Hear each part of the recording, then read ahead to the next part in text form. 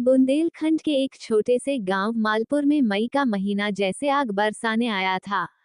धरती फटने लगी थी, कुएं सूख चुके थे और तालाबों में अब सिर्फ कीचड़ बाकी था। सूरज मानो आसमान से नहीं, गांव की गलियों में घूम रहा था। गांव के बुजुर्ग रामकेवल दादा रोज सुबह सबसे पहले अपने टूटी हुई चारपाई से उठकर कुएं का हाल देखने जाते। आज भी जब वो पहुंचे तो देखा कुएं की तलहटी में सिर्फ एक गीला पत्थर बचा था। इस साल तो लगता है भगवान भी रूठ गया हमसे, उन्होंने बड़बड़ाया। गांव के नौजवान बीरू और उसका दोस्त छोटेलाल, जो रोज सुबह खेतों में काम करने निकलते थे, अब सुबह सुबह ही छाया की तलाश में बैठ जाते। बीरू का चेहरा पसीने से भीगा हुआ था। उसने आसमान की ओर देखते हुए कहा, इस बार अगर बारिश न हुई तो हम सब मिट्टी में मिल जाएंगे। शांता काकी, जो पूरे गांव की खबर रखने वाली औरत थी, कुएं पर आई और बोली, बीरू, अब की बार पंचायत को कहना पड़ेगा कि टैंकर भिजवाए, नहीं तो गांव में दंगा हो जाएगा पानी के लिए। गर्मी का असर गांव के बच्चों पर भी दिखने लगा था। स्कूल में पंखे थे, मगर बिजली नहीं। छोटे छोटे बच्चे अपनी किताबों से ज्यादा पसीना पोंछते दिखते। गुड़िया, जो 8 साल की बच्ची थी, अपनी माँ से रोज पूछती, माँ, स्कूल काहे न बंद हो जाता इस आग में। रामदुलारी, उसकी माँ, बस इतना कहती, बिटिया, पढ़ लिख लोगी तो गांव छोड़ सकोगी, यहाँ की ये तपन छोड़ सकोगी। गांव में एकमात्र राहत का साधन था पुराना पीपल का पेड़। वहीं हर दिन लोग इकट्ठा होते, कोई हवा लेने, कोई खबर सुनने, कोई अपने दुख सुनाने।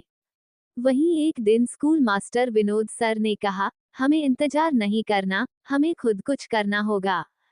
पानी बचाना होगा, छायादार पेड़ लगाने होंगे और छोटे छोटे ताल बनाकर बारिश का पानी रोकना होगा। गांव में सन्नाटा छा गया। सबको लगा, ये बात तो ठीक है, मगर कौन करेगा? तभी दादा बोले, करेंगे सब मिलकर। इस बार सिर्फ भगवान के भरोसे नहीं बैठेंगे। दूसरे दिन गांव का माहौल कुछ बदला बदला सा था। पीपल के पेड़ के नीचे फिर से बैठक बुलाई गई। इस बार गांव की औरतें भी आई, रामदुलारी, शांता काकी, कमला और कई अन्य। दादा ने सबको देखा और मुस्कुराए, जब औरतें किसी बात में कंधा देने आ जाएं, तो समझो काम बन गया। विनोद सर ने 4 बड़े कदम बताए। 1. गांव के आसपास के सूखे कुओं की सफाई। 2. तालाब में पानी रोकने के लिए मिट्टी की मेड़। 3. हर घर में पानी बचाने की आदत। 4. गांव की खाली जमीनों पर पेड़ लगाना। बीरू और छोटेलाल ने पहले ही दिन अपने खेत के पास की नाली को साफ करना शुरू कर दिया। उन्होंने खुद के पैसे से 2 फावड़े खरीदे और गांव के युवाओं को बुलाया। हम सिर्फ शिकायत नहीं करेंगे, अब काम भी करेंगे, बीरू बोला।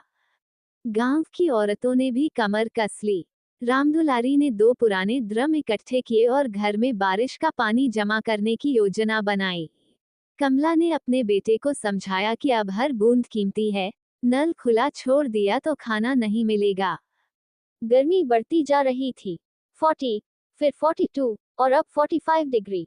दिन में घर से निकलना मुश्किल हो गया, लेकिन शाम होते ही लोग बाहर आकर पेड़ लगाने लगे। पीपल के पास अब नीम, आम और अमरूद के छोटे छोटे पौधे लगे दिखने लगे। बच्चों का स्कूल अब दोपहर की बजाय सुबह 6 बजे लगाया जाने लगा। मास्टर विनोद ने कहा, पढ़ाई भी होगी और गर्मी से भी बचाव होगा। लेकिन गर्मी का असली चेहरा तब दिखा जब गांव की सबसे बुजुर्ग अम्मा, 90 वर्षीय शारदा देवी, हीट स्ट्रोक की शिकार हो गई। रामकेवल दादा और बीरू उन्हें साइकिल पर लिटाकर शहर के सरकारी अस्पताल ले गए। वो घटना गांव को झकझोर गई। दूसरे ही दिन गांव के हर घर के बाहर एक घड़ा रखा गया, राहगीरों और जरूरतमंदों के लिए पानी।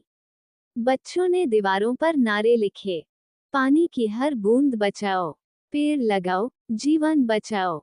अब ये सिर्फ गर्मी से बचने की नहीं, गांव को बचाने की लड़ाई बन गई थी। कहानी, तपती धरती, ठंडी उम्मीदें। जून की शुरुआत हो चुकी थी।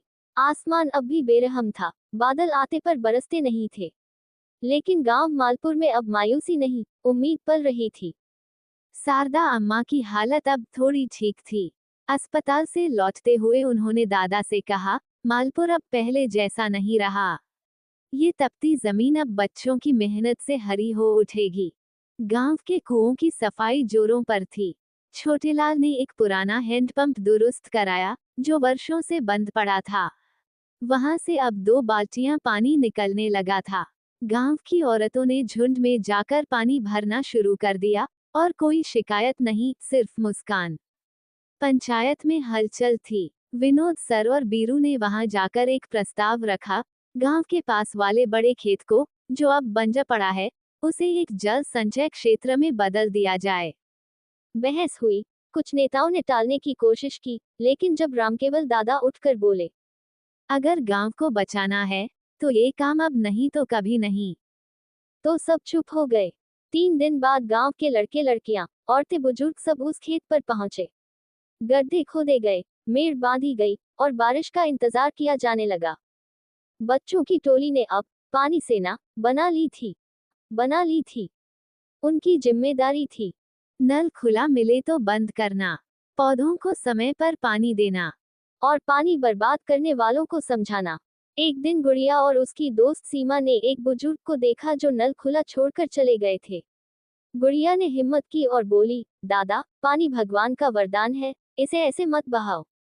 दादा मुस्कुराए, तू सही कहती है बिटिया। गांव में अब रोज शाम को एक छोटी बैठक होती, जहां दिन भर का हाल बताया जाता। कोई पानी बचाने की नई तरकीब बताता, तो कोई पेड़ की देखभाल की योजना। इसी दौरान एक और अच्छी खबर आई।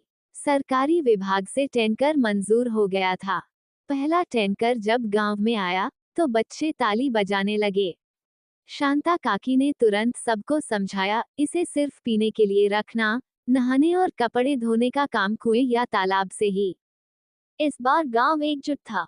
कोई बहस नहीं, कोई टकराव नहीं, बस साथ मिलकर तपती गर्मी को हराने की कोशिश। और उसी रात आसमान में बिजली चमकी, हवा बदली, पहली बूंदें जमीन पर पड़ी। गांव के बच्चे छतों पर नाचने लगे, औरतों ने आंगन में थालियां बजाईं, और रामकेवल दादा ने आसमान की ओर देखकर कहा, भगवान ने हमारी मेहनत देखी है।